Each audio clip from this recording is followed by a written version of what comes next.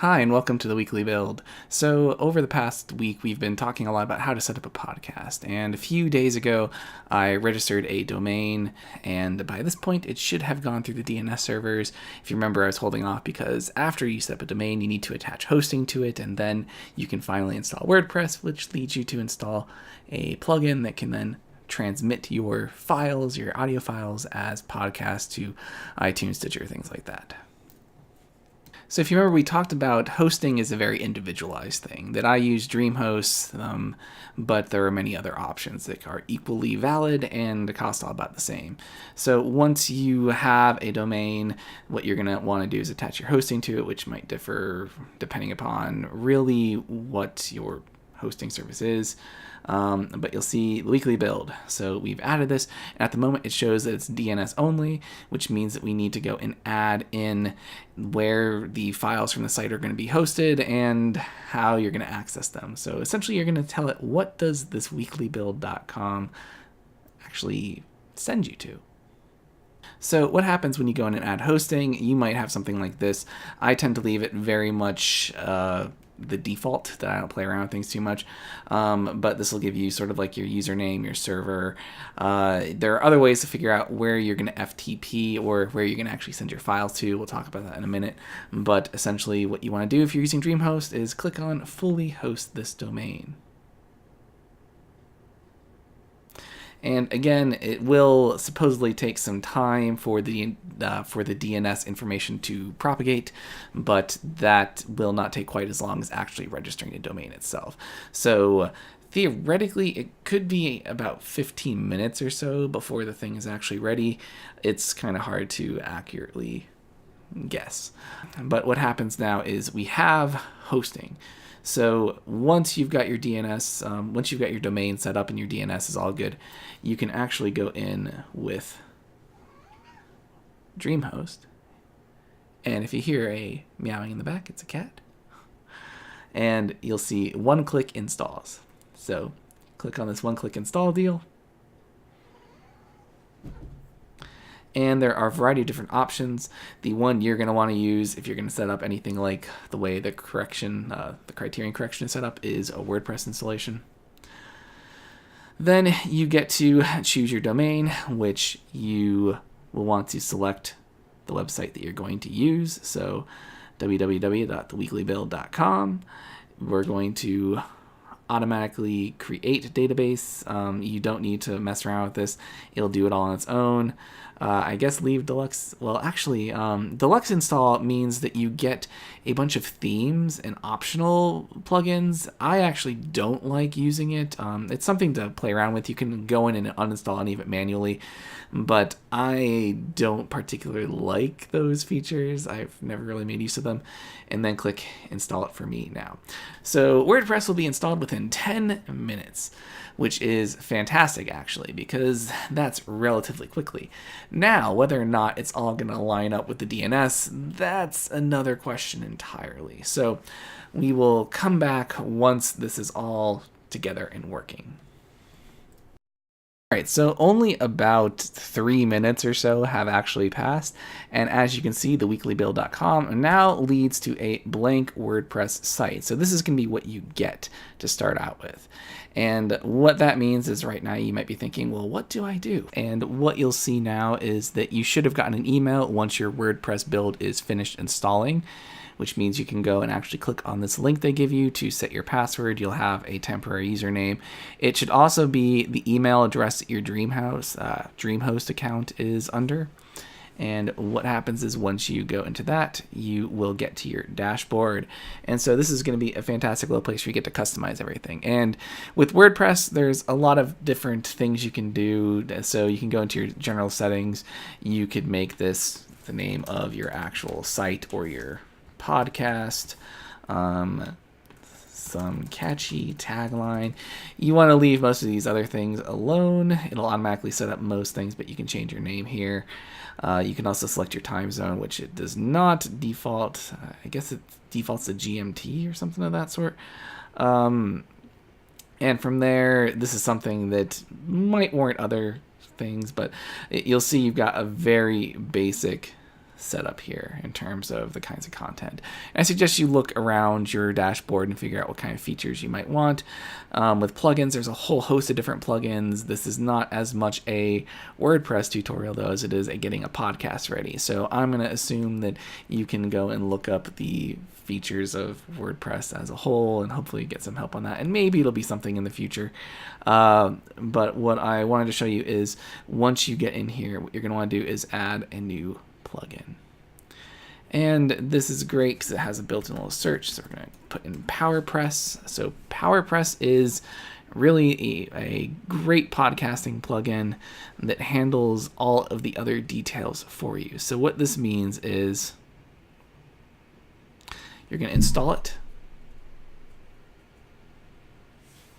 and you're going to activate it.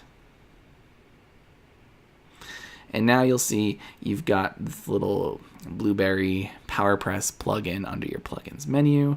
And what you can do is then go into settings. And this is going to be where you really put everything together. And this is a great plugin because it really leads you through the process of setting up a podcast and getting all your data in there. So you want the title of your podcast. It can be the same or different from your blog title on WordPress. So Weekly Build Podcast.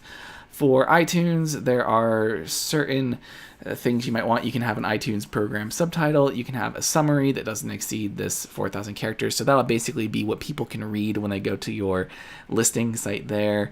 You have to choose a category, say whether it's explicit or not. Have a valid iTunes email. So if you've got an iTunes account, then you want to use that. And finally, you can upload images that can work for your podcast itself. So we have a custom image and they give you the specifications. Essentially, it's really pretty easy. So the second step after filling out the settings here is to really create a blog post with an episode, which this is actually going to take you to a new post. And what you can choose to do is you can title it. You can title it episode 01 and the first episode. And whatever you have your title of is going to be the individual episode title. Then you can have a funny or fun synopsis of that episode. And this is going to be the important thing, your media URL. So there's a couple things you can do. And see, I have already got some media URLs that Chrome saved. What you can do is, this is where your hosting comes into play. You can choose to host your podcast on your server so that you'll have it with, say, theweeklybuild.com /episode1.mp3. And through that, you would want to FTP into that account, which you can look up. You can look up what those settings would be. You'll need potentially a second program, an FTP uploader, but then you can go in and log into your server. And again, you'll have to find that individualized through DreamHost. And for us, we've got our hosting podcast folder, and then all of our episodes are here. So then what we do is we go and we add that in here. And you'll see that this part is actually the URL for the episode itself.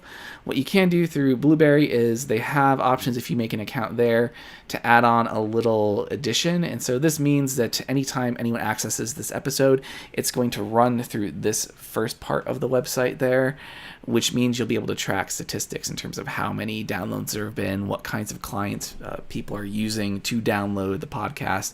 So it's really nice.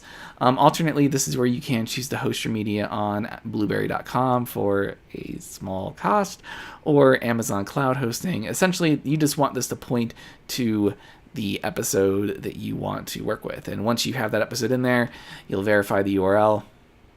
Hey, it's verified successfully, which means it's there, it's going to work, it's going to load, and you've got your first episode if you just click publish here.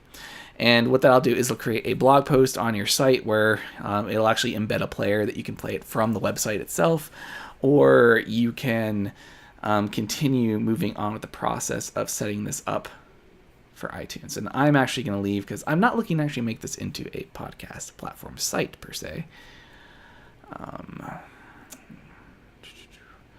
But now...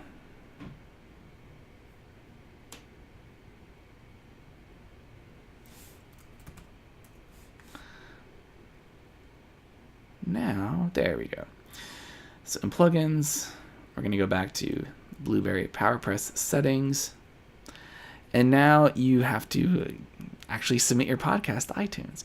And what this means is it's going to take you to Blueberry's little guide. It's going to give you the feed. So this is the URL that you would need or want to submit to iTunes. So you'd go into your account, you would submit that there, and then it would theoretically work. That's it'll be approved first. It'll be source scanned, and you want to have at least one episode so they can go in and listen to it and make sure it's, I guess, an audio feed, and then it'll be accepted. You'll get your own page on iTunes, which will show up after a little bit of time, and that is how people might be able to first find your published podcast. Now, right here, you'll see we're in the simple mode with Blueberry PowerPress. Which means if we switch to advanced mode, there's some other options. For example, you don't have to use only iTunes. You can also upload to Google Play. And there's other things, like you can set up individually a Stitcher account for your feed as well through their site. So there's a couple ways to distribute, but the first and most prominent, again, is through iTunes. So you'll want to make sure that all of that information is set up. Hey again, Sadie. And once it's set up, then you are pretty much good to go. What I'd recommend is actually making a backlog so that you'll want to have, maybe 4 or 5 posts that are there. So when you submit your podcast to iTunes and it goes up and it's live, people might have a couple different ones to look at. And sorry, my cat is just all kinds of needy right now. There we go. And once you then get that set and you launch, it'll be public. People will be able to download it. So you can go ahead and choose how you want to market your podcast from that point on. Again, I know this is kind of slapdash with a meowing cat in the background. But I hope it's been helpful just to sort of get you started and set up. That honestly, depending upon what hosting services you're using, you might run into a couple snags, but there's usually a lot of good technical support.